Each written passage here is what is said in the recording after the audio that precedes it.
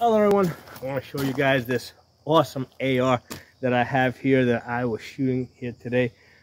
This is a 10.5-inch barrel. It's a Palmetto upper. I have a Core Valley linear comp on it to quiet it down a little bit. I built the lure myself, and today with this 10.5-inch barrel, I got a 1-inch group at 100 yards. And I was like, wow, that's awesome. Now, that was my best group, so it's not like I was banging out 1-inch groups after another. I got a significant amount of 1.5-inch groups, okay? Now, I had reviewed this rifle, I think, over the wintertime. And now in the wintertime, you know, it's cold, you got a coat on, it tends to be windier. So in the wintertime, when I shot this, I hit a 2-inch group, and I'm like, wow, this rifle has some serious potential to do better. So lately I've been going I've been traveling to a different location where I've been able to do some distance shooting. And basically my goal is to bring this rifle out there and do 300 yards plus shooting with this. Okay, so I needed to prep it a little bit because the optic I had on this was the Holosun was 503 CU, which is basically a 65 MOA circle with a 2 MOA dot. You know, it's got all the goodies of solar power on it, stuff like that. But it doesn't have a bullet drop compensator. So what I put on it is the Holosun 503 G, okay, and what that does is that has the ACSS reticle, which is that little chevron with the 3 dots underneath, right? So you have a place to hold all the way out to 600 yards. Okay, so so that was my goal, to get that optic off, to put this one on, and to zero the rifle at 100 yards. Now, initially I started off with the Holosun 3X magnifier.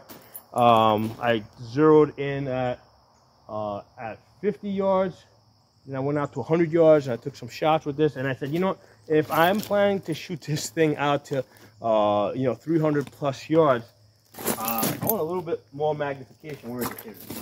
So I've got here the Vortex 6X magnifier. Okay, so this is a 6X magnifier. So that's what I was, that's what I used. One of the things I wanted to see is if I went from the 3X to the 6X, because it's a different optic, a different glass. I was curious to see if there was going to be any shift in the zero. I didn't really notice any shift. I mean, I did have to make a couple of adjustments when I was out there, but I think that was just because I just was fine-tuning still. But I didn't see a major shift when I went from the 3X to the 6X. Okay, so towards the end, when I started getting a little dialed in, let's start with this one. So initially I started off with just Tula, right? Because to get dialed in, I'll just use Tula. This stuff is pretty accurate, so you'll get out to 100 yards, get a nice decent group. So with the Tula, that's these circles over here, I got a nice 3-inch group at 100 yards, which is, in itself, it's not bad. Here's the thing, like nowadays, like we thumb our nose down at 3-inch groups, but if you go back like 10-15 years, like 3 inches on an AR on 10-15 years ago, I mean, that was like as good as it got. Rifles have, AR barrels have improved significantly over the last 10 or 15 years. So then I said, yeah, let's get some X-Tac in here. I put the X-Tac. These are 55 grain bullets at 100 yards. Basically, I got an 1.5-inch group. It was 1, 2, and then actually there was one right off the paper at the top. So that was an 1.5-inch group, right? And then I said, let's try the 77 grains. Now the 77 grains I bought more for shooting at distance, like like up to like 500 yards plus. But I said, let's just see what this does. Now, if you notice, my bullets were impacting really high because I'm putting my chevron basically at the bottom over here. So what I wanted to zero in a little bit high because it's a shorter barrel. It's 10.5 inches. The bullet's not going to be going as fast. So I know when I get out to 300 plus yards, because the ammunition is not going to have as much velocity, I wanted to kind of, you know, I wanted the bullet drop compensator of that 503G to be accurate. So that's why I just wanted to zero a little bit high, but I thought I was a little too high. I didn't want to be quite that high because it looks like I was coming in at about almost 4.5 inches too high. I'm like, that's a little too high. So I said, let me bring it down a little bit. I went down a little too deep because I ended up basically on here. And also, I thought they were hitting a little to the right. I said, let me go left. I went too far left. But with these 77 grains Match Kings, Sierra Match Kings, I've got an inch and 3/4. So that's not bad at all. 1 3/4. I know it wasn't my best shoot. Now, listen, every time you shoot, you're not going to shoot your best shots. Sometimes when you shoot, you see that dot move a little bit. So I knew that wasn't my best shot. So I said, you know what? Let's try this again. Same deal again. Put out a fresh target at the 100 yards. Same thing. Sierra Match Kings. This time I really screwed it up. I opened up to like almost 3 inches. You know, I know I definitely threw that shot way off. I mean, there was like an inch between these two shots over here, and then I really screwed that one. So I went out, I looked at it, I circled them so I could tell them apart, and I took another 3 shots, this time trying to be even really careful not to move the gun. And basically, on the same paper, 1, 2, 3, look at those 3 shots, 1 inch on a 10.5 inch barrel. Those 3 shots, which I do not have, circled. Let me get behind the camera, make sure that you're centered. Right there, look at that sucker, man. 1 inch with a 10.5 inch barrel at 100 yards. And at this point, I'm like, okay, this gun is ready to go do some distance shooting out to 300 plus yards. So it's got the magnifier. Here's the thing with this setup here, right? With the Holosun 503G, which has the ACSS reticle, right? So now you got a bullet drop compensator built into the gun, and then you got a magnifier behind it, which is 6x. I mean, this is getting really. I mean, this is in fact because my variable scopes, my 1 to 8. They go up to all the way up to 8 power, but a lot of people that have variable scopes that only go up to 6 power, which is the same as this. So with the bullet drop compensator in here, it's like I've got all the benefits of a variable scope with the added benefit. Okay, the added benefit of this. Oops, this has a lock over here. Try not to drop this thing because I really like it. This is a $400 magnifier. There it goes. Get this off. So I've got the added benefit of being able to take this off whatever I want, and now I got a really light gun, especially at night or something. If you know you're not going to be using a magnifier, just take this off, put it in your pocket, put it in your backpack, whatever, and you've got a much lighter gun. So here's the thing, especially when you take into account the 503G, which has that bullet drop compensator. And let me see if I can get behind the camera. Show this to you guys. Let me take it apart so you guys can see the reticle in case you guys are not familiar with it.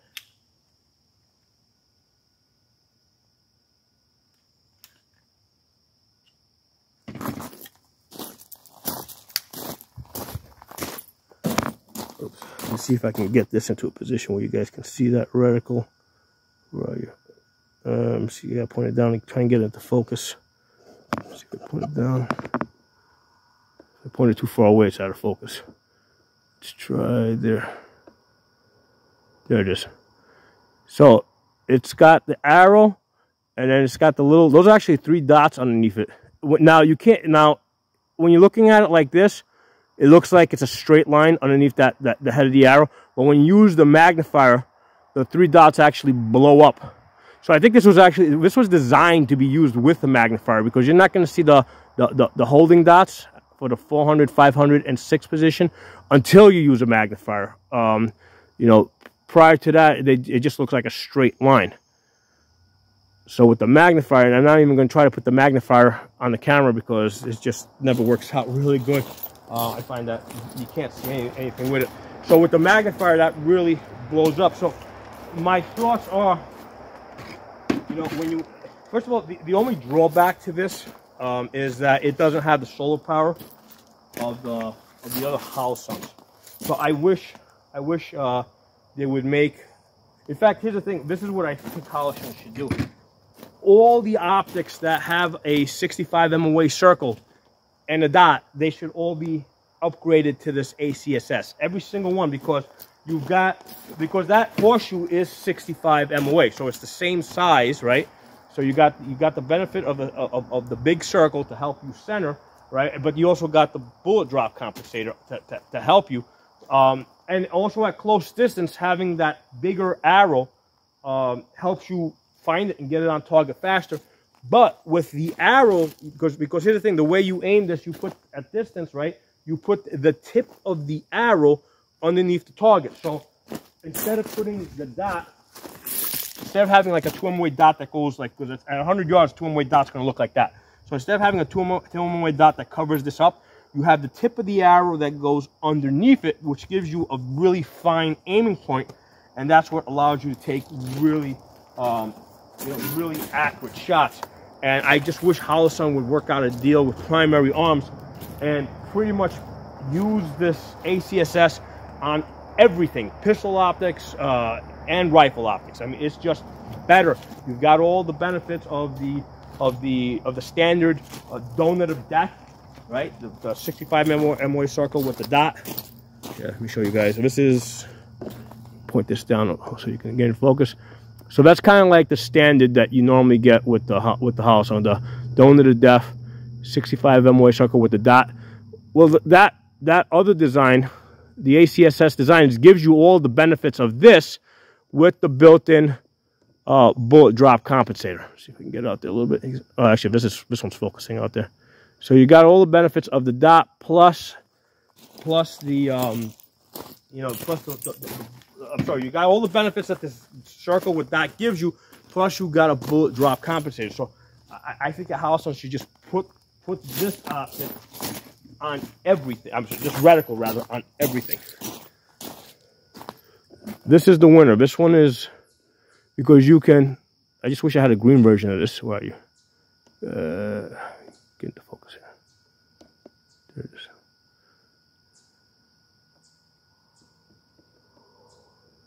Yeah, huh? There you go. See if I can pick this up. Bring this out for you guys. There you go. That's focusing. Stay focused. There we go. We got it out there. Good. I just wish I could show it. No, we lost focus. I wish I could show it to you with the magnifier, but it doesn't work out. That's, I mean, for all intents and purposes, these two reticles are like this, are the same at close distance, but you have the advantage at longer distances of having that built-in bullet drop compensator. So the one thing I don't like about the 503G is that it doesn't have solar power. Okay, so you got the battery only. Now it does have the auto sleep and shake awake. So I think this battery has been sitting in here for a couple of years. Now this was sitting on a rifle I wasn't using too much, so it's been in there for it's been sitting on a Ruger 1022 for I think almost 3 years at this point, not using it. So I just picked it up today, and I don't turn it off. It's just always on. Picked it up today, and it's working fine because of that auto sleep. But here's the thing: like, I really wish it had the solar power as well, because when you put the magnifier behind it, put the magnifier back on this. So when you put the magnifier behind this, you've got no place for backup sights. Okay. In fact, if I was going to put backup sights on this, the only place where I can possibly put backup sights is in the front. I would have to put my rear flip-up sight here and my front flip-up sight there. And I know it looks awkward, but it works. I mean, I've tested it. You can look through this. You'll see the rear sight. You'll see the front sight. You can line them up. You can take your shot if this system were to fail. I normally don't keep it on there, but if you were going to send me out into the jungle somewhere on a mission, and my life really depended on the gun, I mean, I don't care how awkward it might look. I don't care how people might look down on it because it's not proper, because it's not like technically correct. But if you were going to send me out into the jungle somewhere where I wasn't going to get resupplied, I only had one gun, yeah, I'd put a rear sight here and a front sight over there, and I got backup sights on the gun. And if it fails, you can always move your rear sight back. So just because you start off here doesn't mean it has to stay here. Down the road, if you can, if this fails, obviously you don't need the magnifier. You can pull, take all the electronics off and just move your rear sight to the back. Take a couple of shots to re-zero. I find that if you move from here to here, there's not that much of a difference. You're not that far off within 100 yards. And at that point, if your optic fails, your magnifier fails, you're not doing offensive operations. You're on full defense. You're basically at the back of the line. You're not going to be leading the charge into anything if your optics fail. So that's what I wish. I wish they would give me a 503G that was solar powered, or make all the other, make everything else, give everything else that ACSS. It's just better. I mean, I shoot every day. I shoot day, night, short distance, long distance. It's better. Okay, now, the other thing I'm going to say is what I was starting to say. With this setup here, I got a 6X magnifier. I got a built-in bullet drop compensator onto this. I've got like almost all the benefits of a variable scope. The variable scopes usually weigh about 1.5 pounds. So with this, I have the option of taking this off, and I got a light gun. So if I'm going to put a variable scope on a gun, I want a lot more than just magnification and a bullet drop compensator. Okay, I want to be able to do some serious range estimating. I want wind holes. I want a mill grid, so I can communicate with other people and tell people, where to look and direct them to, certain mill points. So this type of a setup makes, given that it works so well, right, and it's so light and so convenient, makes I want, if I'm going to put a variable scope on a gun, I want a lot more from it. Okay, I have very high demands from a variable scope that weighs 1.5 pounds at this point, given that this setup over here works so well and has the potential to be so much lighter. So it's not like I don't like variable scopes. I do like them, but I just want a lot. Here's the thing. The typical variable scope that goes on top of a rifle weighs 1.5 pounds. That's almost as heavy as a laptop. Okay, so if I'm going to put 1.5 pound scope on top of my gun, I want it to do some serious computing. Okay, so one other thing I want to mention today that I've been discovering. I bought these Pelletors. People have been telling me about these for quite a while ago, and I was like, I got earmuffs, they work good and all that. And then finally, I'm like, you know what, $100, let me get them try out. So I got them. Now I do have other electronic earmuffs. The other electronic earmuffs that I've had, usually when they go like this really close, they start like screeching, and and also even when you're wearing them, they sound like shit. These Pelletors are really nice, but here's the thing that really stands out. In the past, I have found that when you're shooting AR pistols, they're very loud. Okay, that's why even with the linear comp on it, I find them that they're very loud. That even with the ear protection, I mean, if I shoot 100 rounds or even 50 rounds, I will typically start to get a mild headache. Okay, with these Pelletors, man, I was shooting this AR pistol today. I feel good, no headache. The gun didn't even sound that loud when I was shooting them. I'm gonna do probably a full review on these next week, but these Pelletor earmuffs make shooting this AR pistol a lot more pleasant. Okay, so I just after having used those earmuffs for 2 days, I'm really happy. I mean, I'm really happy with them. It's really increased my shooting pleasure with the AR pistols, which are annoyingly loud usually. But yeah, today I didn't feel like the gun was annoyingly loud. So a lot of information in this video. Like I said, I don't even plan this stuff. I just shoot what I do. I do the things I do every day, and as things come up, as I make observations, as I learn things, I just share it with you guys. So if you got, drop some comments below, give me some feedback, let me know what you guys think. Any of your own ideas, please drop them below. Right now, I've only got 2 channels up and running. I got Absolute Gun Rights and Pocono Shooting. My Safa channel, that's on the 2-week suspension. I hope you guys got my messages and came over here. I mean, because, we talk about a lot of stuff on this channel that the anti-gunners don't like. Okay, so they're always going to be after me. So that's why we got backup channels, so That's why I need you guys, you know, to be on a couple of my channels. So if we lose one channel, you know, there's someplace else where you guys can, you know, can have fun with me, right? Because this goes both ways. You know, it's like I learn from you guys learn from me. You know, information goes both ways here. So thanks a lot. We'll talk soon.